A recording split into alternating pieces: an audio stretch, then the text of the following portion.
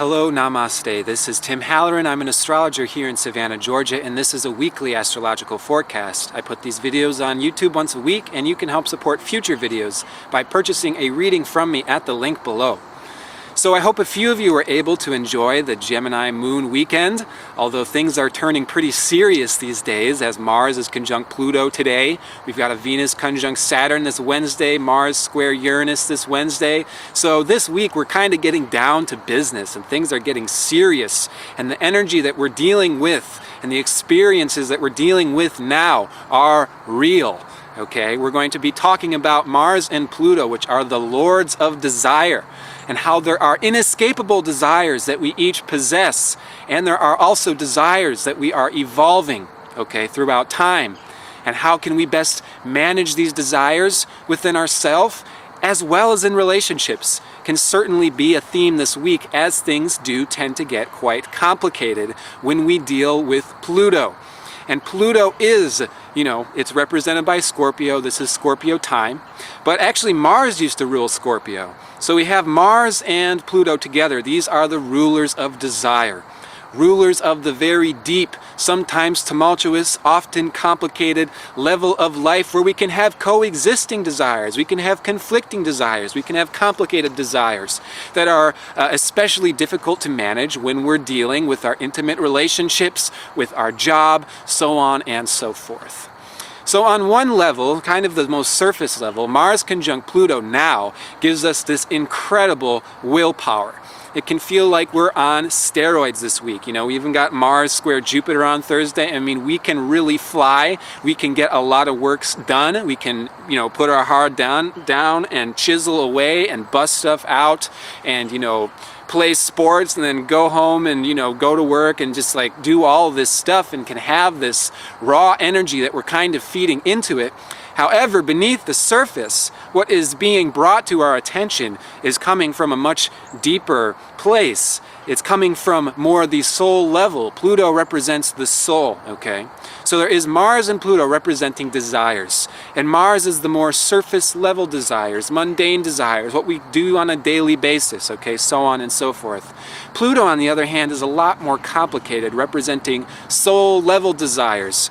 And it gets especially complicated when we take into consideration the inconceivable nature of the soul and how this soul has coexisting, seemingly contradicting desires, okay? The most obvious is that we have simultaneous desire to be separate and to be one with everything, okay? This is kind of the most fundamental soul desire, all right? That in evolutionary astrology we talk about this kind of being the fundamental reason that we take our incarnation. All right, desires actually rules everything in this universe. Everything in this universe is ruled by desires, and our desires is what manifests for us our experiences as well as our future experiences. Okay, so when a planet passes by Pluto, this is kind of setting like a new cycle. Pluto is a very slow-moving planet. It's something like a 260-something year orbit for that Pluto to go all the way around the sun. So Pluto is seemingly sitting still all the time, and all these other planets are whooshing past it all the time. And as these planets go past Pluto, they are remembering and kind of being updated on what the soul level desire is. Okay, and Mars conjunct Pluto is a really apparent time where we can see some of these desires. So things can get really interesting, particularly when we're on the spiritual path, because suddenly we start becoming aware of all these contradicting desires.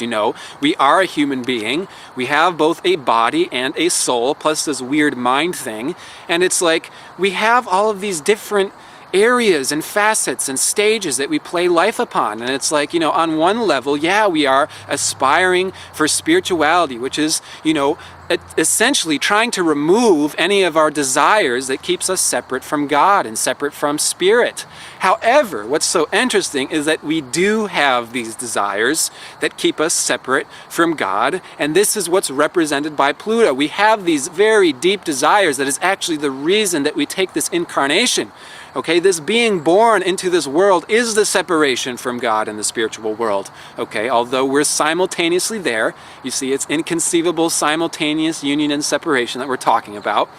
But so often I hear what everybody's talking about in the spiritual and New Age movement is, I am one with God, we're all one with God, we're all one and the same. And nobody is being really, forward with the fact that we're also not. Okay, it's kind of like the same sense as, yes, we are one with the stars. We are all made out of star stuff. And this is the same sense that, yes, we all are God. We're all made out of the qualities of God. However, am I a 300 billion degree furnace that's shooting out light? No, I'm not literally a star. Okay, I'm also separate from stars. So we have to be real. We have to actually consider our true placement, okay? And Mars conjunct Pluto is what reveals this to us, okay? Sometimes in a nice, sometimes in a, usually I guess not in a nice way, because this can be kind of brash. This can be very spontaneous. Like I said, the energy of this week can be very like we're on steroids, like we're invincible, and it's like, we're gonna see some people kind of go off the handle with this stuff, and it's like, this is what I want, this is what I need, blah, blah, blah. It's all about me. And lo and behold, we have Venus conjunct Saturn on Wednesday, which is just like, what do you know? As soon as we start being real with our desires and start realizing how our desires might be different from other people's, and that there's all of these different levels and hierarchies of life, it gets complicated, It's like, okay, we've been planning to do this stuff with our friend group for a really long time. Like we set this intention to manifest this business, for example, okay? And now we're realizing that we don't want to do the same business. One of us wants to do this, one of us wants to do that, and it's just like, oh my goodness, we're totally disinterested in each other, And it's like kind of this realization that's going on right now is we can be realizing how, some of these desires keeps us separate from other people. Some of this desires keeps me separate from my spiritual path, so on and so forth. All right, so we're going to be talking about how can we potentially resolve some of these issues and these challenges going on with my desires versus other people versus karma and complexity and all of this, And it's like I might really love this person and we just can't do all the same things, and that's not easy. It's complicated. And like we said, when you're on the spiritual path, it's like, okay, let's say that I am an aspiring monk, okay? We'll do something really severe like that. But I have a drinking problem, all right? I'm an alcoholic, all right? We'll just make it really severe and intense like that, okay? Now the understanding here is how, if I know that my drinking problem is keeping me separate from my spiritual path, and my heart desires to go on this spiritual path because I know that's what's going to get me lasting satisfaction. Drinking just gives me temporarily, momentarily, now satisfaction, and that's why I have an alcoholic issue, because I feel bad now, I want instant satisfaction. The spiritual path isn't going to give me satisfaction for another 50 years or something, right? At least this is what, this is like a typical dilemma. This is what we can think in our heads, so on and so forth. And it's interesting, because what I think it all comes down to is we have to admit, first of all, that we all have desires, and many of these desires do keep us separate from God and Spirit, aka we're not perfect, aka we're not actually God, we're not totally godly people, and we should probably stop faking that if we're going to be real with who we are, okay? And unless, if we're going to evolve, we need to be real with who we are. Okay, we can't actually make progress unless we acknowledge the desires that are within us. We have to pay attention to the desires because that's what's actually manifesting everything. So what also can happen is, the spiritual person who is on the spiritual path and also likes to drink, they just ignore the fact that they like to drink and ignore the fact that when they drink, they're not thinking about God. That's when they tend to go into separation and, do all this stuff. But, well, whatever, that's just like irrelevant. Well, it is relevant though, because it's affecting you. And furthermore, there can be this little bit of tension that's existing there, like, oh, I know this isn't exactly for my highest good, but I'm doing this anyways because I want to, but it's okay because humans do it, everybody does that, and I'm still God, I'm still a spiritual being, it's all good. And it's just copping out, essentially. We have to acknowledge how this stuff makes us feel. All right, this is a week where we have to put everything out on the table. We need to be having these conversations with each other, the real conversations, okay? About, yeah, this is what I want, this is how I feel, I have this desire, it doesn't make me feel good, it makes me feel separate from you. Okay, we need to be having these conversations.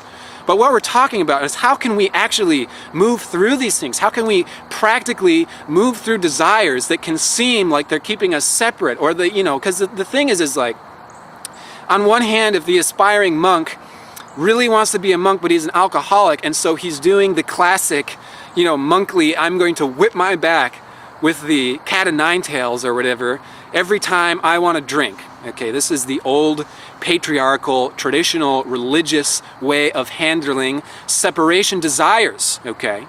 And what we're talking about really throughout this whole report is the beast, okay? You are a human being, which means that you are simultaneously spiritual and animal, okay?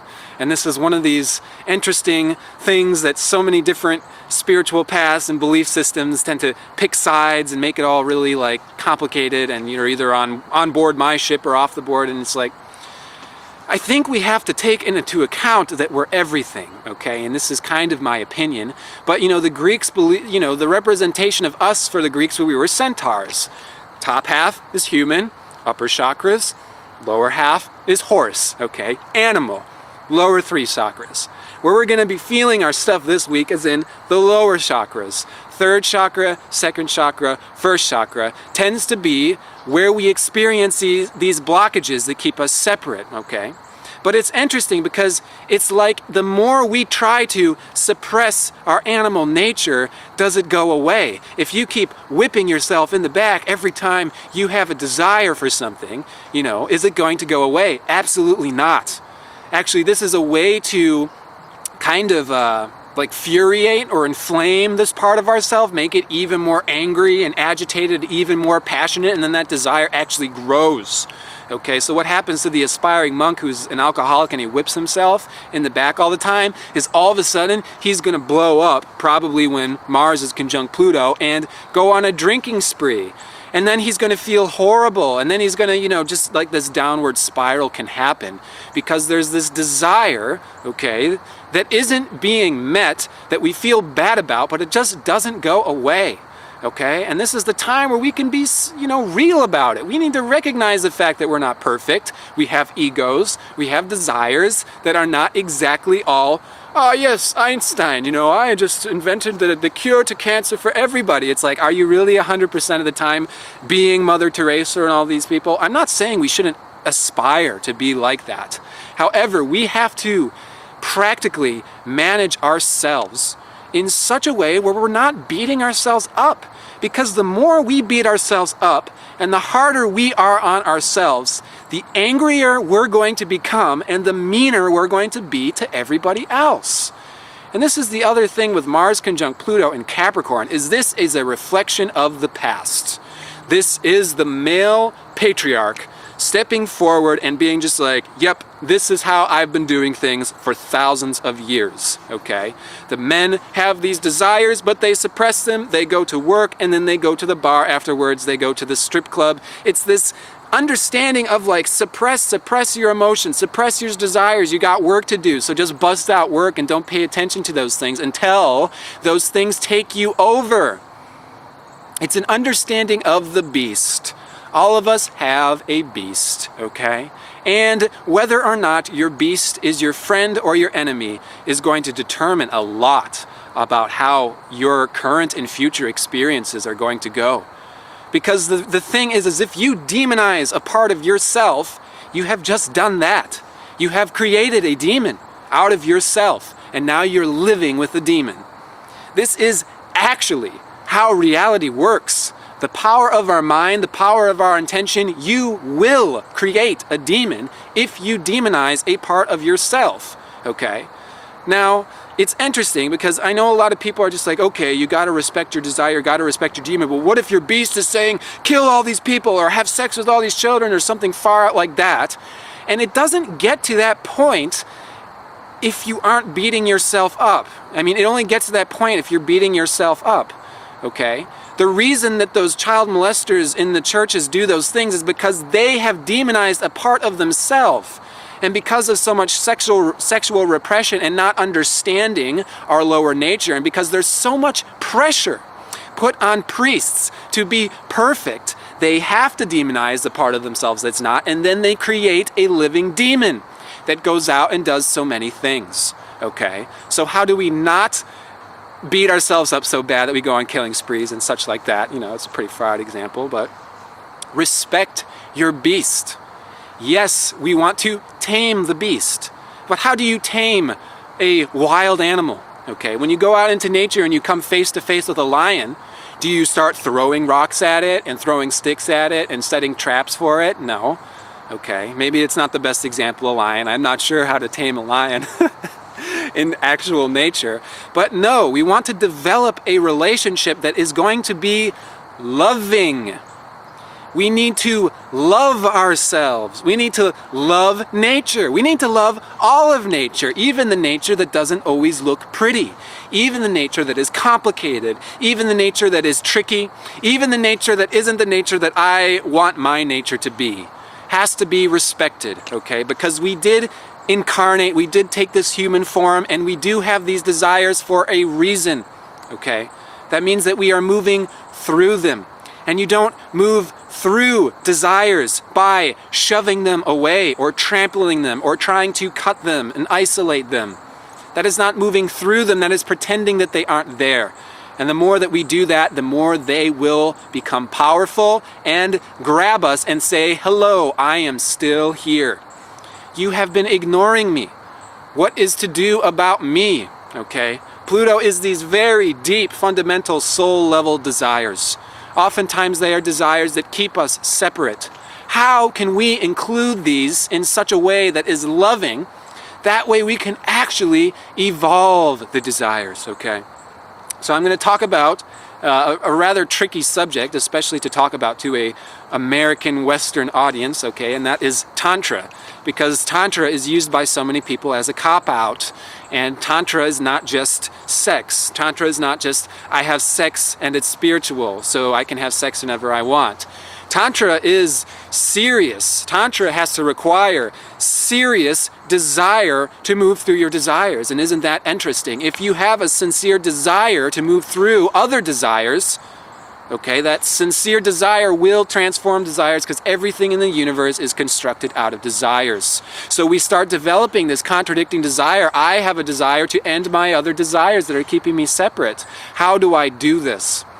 And the way to do this is to include these desires in yourself, not to shove them away, not to trample on them, not to make yourself into a bad person. This is the week we need to be admitting these things. We need to admit our human nature. We need to admit all of our so-called fallacies and all these kind of things to each other in our relationships, and definitely not shove these things because they will come back tenfold later on if we try to do that. But how can we include this in with our spirituality is what Tantra is. Tantra is the path of eliminating duality. Therefore, there is no good or bad.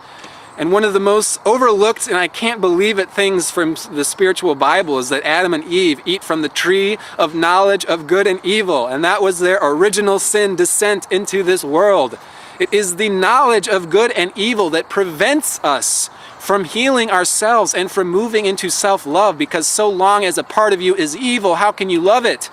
There is no real evil, okay? Evil is a trick, okay? It's done by this Capricorn trickster Lucifer guy, okay? He's actually the light bearer. He's actually an angel, okay? He's doing this whole thing as a trick to expose this dynamic so we can move through this whole evolutionary thing and realize ourself, which is that we are a part of everything, and everything is beyond good and evil. It is nature. Okay, and when we realize the interconnectivity of everything, especially, which really gets revealed with astrology, it's no doubt that it's just nature, okay? And the good times lead to the bad times, and the horrible suffering points of our life lead to times of tremendous gift getting, and you know, it's this whole balance is there in the universe. But we are fighting against that natural balance and harmony when we are damning a part of nature. So how do we tame the beast? Let's give the example of the monk who's an alcoholic again, okay? How could he use a tantric practice to move through his desire that he feels bad about because it's keeping him separate from God? Maybe he can include it, okay? And he doesn't want to be an alcoholic forever. He doesn't want to drink beer for the rest of his life. However, he doesn't want to also be whipping himself and then going on drinking sprees when he can't handle it, okay? So the way that we do this is, maybe what he can do is place his beer in front of his altar and offer it to God and say, you know what? I love beer. I love to drink. It's great. I know that it's not the most perfect and, most role model thing for my family and for, all the other Christians or whatever people. But I love to drink and I can't help it. And I have this desire and I can't remove it. I've tried so many times to go in and remove it with like a pitchfork and it just won't come out. So the truth is I love to drink and I want you to enjoy it as much as I do. So I'm going to offer this beer to you. And what's happening is you are spiritualizing the beer, okay? And you're including it in your spiritual practice. And then guess what? It is less separate from God, isn't it? We are including it into our spiritual practice, okay? And this is what we can do with so many of these human desires, is we start including our human nature with our spiritual nature. How about instead of saying that the animal part of ourself is damned, and it's like, oh, my lower half doesn't exist, this is the only part of me that's real, all's one, all's God. Why don't we include the animal part with the spiritual part? Why don't we see that the lower nature comes from the higher nature? And we don't want to swim in lower nature blocked off from higher nature forever. We are trying to include everything, okay? That means that we're not just, just swimming around in what keeps us separate and getting into the downward spiral. We're actively trying to evolve and descend and merge and get into this place where we don't have so many desires that keep us separate. But while we are in the midst of that process, might we try to be real about all of it, okay? And get it all out on the table this week. Have these conversations with your significant other, your friends, your family, and have these real conversations. That way we can sort of empathize with one another and be just like, yeah, it's okay. Pat each other on the back. I'm a human being too. And what do you know? It's actually really nice when we can empathize with each other in this human nature. It makes you feel less alone when you're not the only person who's not bullshitting about how perfect you are all the time or how happy you are all the time. It's nice to have this balance of both being spiritual and human and animal, okay? And we're obviously trying to evolve, but we're not bullshitting our way into evolving, because that's just not how it works. So that was quite a rant, and I should probably get going before it turns pitch black out.